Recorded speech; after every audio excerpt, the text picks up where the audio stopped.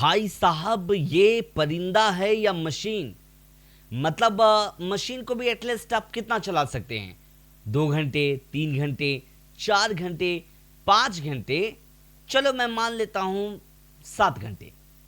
लेकिन क्या पॉसिबल है कि कोई पंछी लंबी दूरी तय कर ले? जी हाँ, बिल्कुल ऐसा हुआ है। यह परिंदा नहीं, यह मशीन है, ऐसा लोग कह रहे थे, लेकिन मैं आपको बता दूं दोस्तों कि यह परिंदा है और 13,000 किलोमीटर का सफर इन्होंने तय किया है। बिल्कुल सही आप सुन रहे हैं, रिस्पेक्ट बनता है। ये पंछी होकर लगातार बिना खाए, बिना रुके, बिना सोए, सिर्फ हवा में उड़ते रहना, उड़ते रहना, उड़ते रहना, यह अपने आप में ताज्जुब है।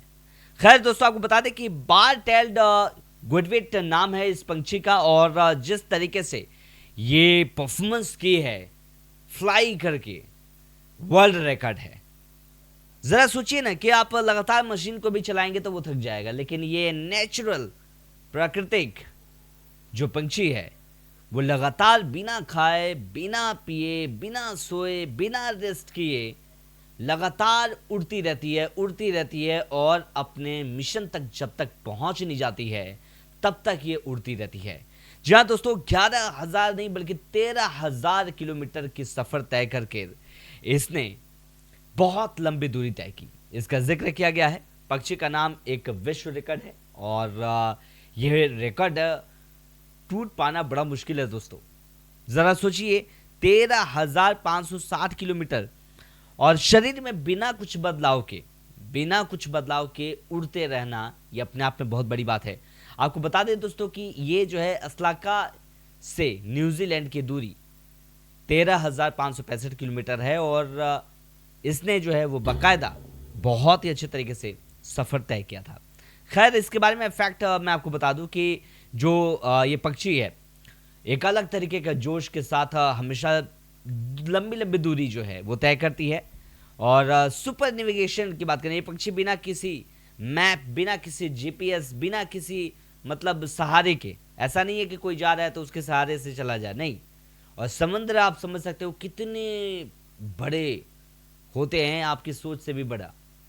आप इसी बात से अंदाजा लगाओ ना कि पृथ्वी पे तो ज्यादा पानी है, और उस पृथ्वी को पूरा चक्कर लगाना बिना रुके, ये अपने आप में बहुत बड़ी बात है।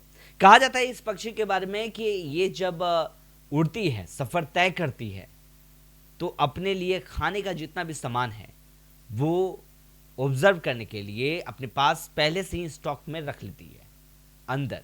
उसके बाद वो उड़ान भरती है, साथ ही साथ शरीर को हल्का करके सारा जोर जो है वो पंखों पे अपने लाकर छोड़ देती है, और उससे इसको एनर्जी मिलते रहता है और लगातार चलती रहती है।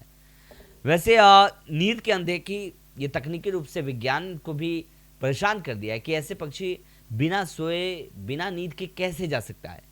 इतनी लंबी यात्रा के अंत तक ये पक्षी अपने शरीर का वजन का लगभग आधा हिस्सा खो जाता है। अब जरा सोचिए, अगर 150 ग्राम, 200 ग्राम की पक्षी है तो उसमें से आधा वजन खत्म हो जाना, ये अपने आप में बहुत बड़ी बात है।